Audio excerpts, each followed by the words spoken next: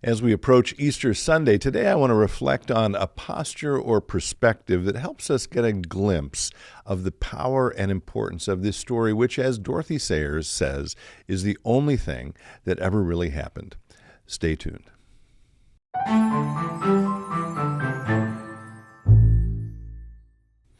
Hello, friends. Pastor Tim Westermeyer here, Senior Pastor of St. Philip the Deacon in the western suburbs of Minneapolis. Good to be with you as always. We are taping this in Holy Week. It's actually Wednesday of Holy Week. I'm anticipating this will come out on Thursday, which is Maundy Thursday. So I want to just offer a couple reflections today, actually a couple of readings that I will suggest as kind of devotional readings for you for Easter. But before we get to Easter, of course, we have to go through Maundy Thursday and Good Friday. You don't get the joy of Easter without the grief and sadness and confusion and pain of Good Friday. So I will remind you again of worship services we have this Holy Week on Maundy Thursday. That will be the evening of the day this is being published.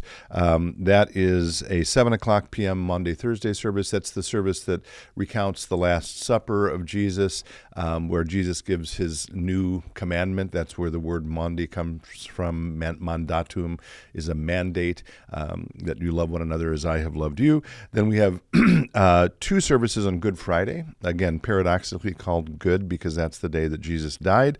We have a children's service at 5:30 and a Veneration of the Cross service at 7 p.m.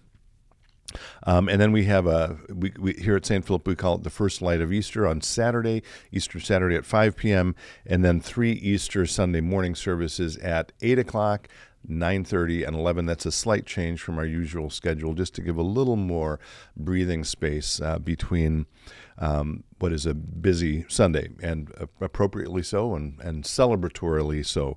I don't know if that's a word, but there, I just said it.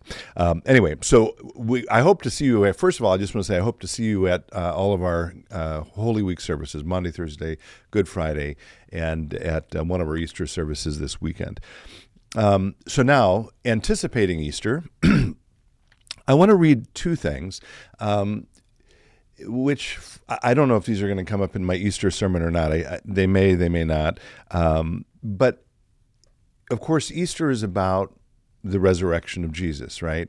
But as I have lived with that truth throughout my ministry, I guess I would say it has become more and more apparent to me that I'm going to use a couple of looking at stars or suns analogies here, that the resurrection is either too bright, like the sun, or too sort of mysterious, like a distant star, to be able to see it well when you look at it directly.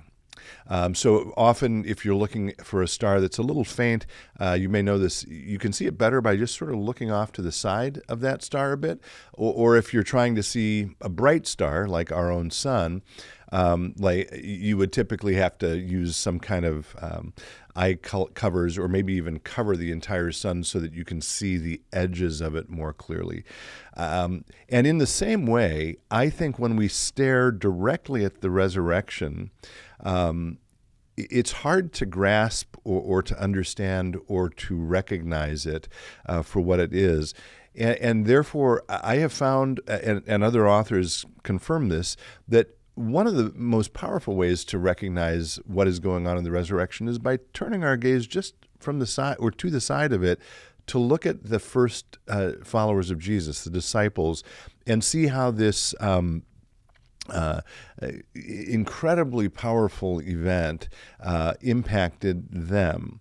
And so I'm going to, again, as a sort of form of devotion for you this Holy Week, and as you anticipate Easter, I'm going to read two short statements that basically say the same thing in slightly different words. The first I'm going to read comes from a book I mentioned last week. This is a series of 12 short plays by Dorothy Sayers. And what I'm going to read actually comes from her introduction to those plays, where she's sort of explaining the challenge of writing about this most important story in the world, and providing some both dramatic and theological context for it. So here's the passage. And again, remember, my point here is that by looking at the disciples, paying attention to the disciples, I actually think we get a more profound and deeper understanding of the power of the resurrection. So here's what she writes in that introduction.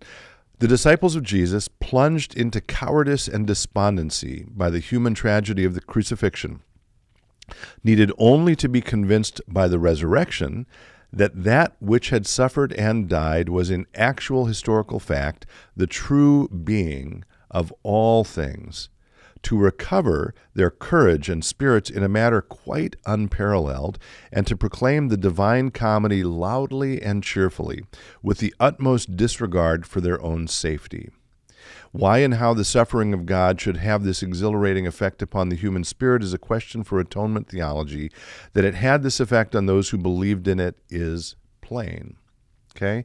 So again, this sort of plain, as Dorothy Sayers says, historic fact, something happened that changed and transformed the disciples. And part of the power, part of the mystery of Easter is to get at whatever that was. I mean, it's the resurrection, of course, but again, it's hard to look directly at the resurrection, as I'm saying.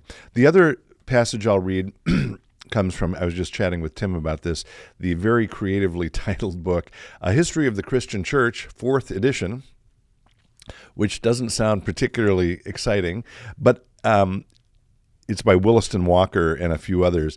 But there's, again, a very similar passage in an early chapter in this book that ever since it's chapter 3 called Jesus and the Disciples. And ever since I read it years ago, it struck me as a really powerful distillation of exactly what I'm talking about here.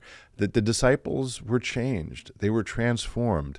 They were set free. They were released and able to go out into the world and share this incredible news, even though it meant they put themselves in harm's way.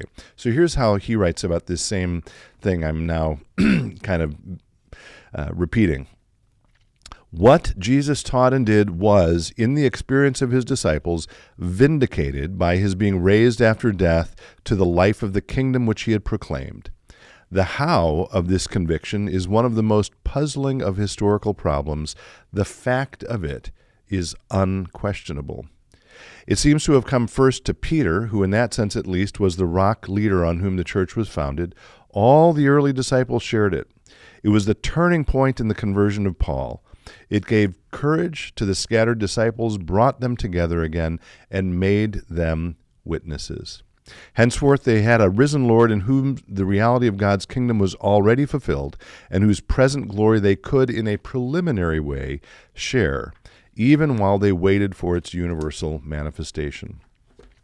So, I hope that makes some kind of sense. Again, if you have questions about this or thoughts about it, I welcome. I would appreciate them. And as I mentioned last week, if you have thoughts or questions or curiosities about Easter that you would like discussed on Easter Sunday, there may still be time for me to include that in my sermon. I'm still working on it and still thinking and praying about it. So at the end of all of this, I guess I just want to say a blessed Holy Week to all of you.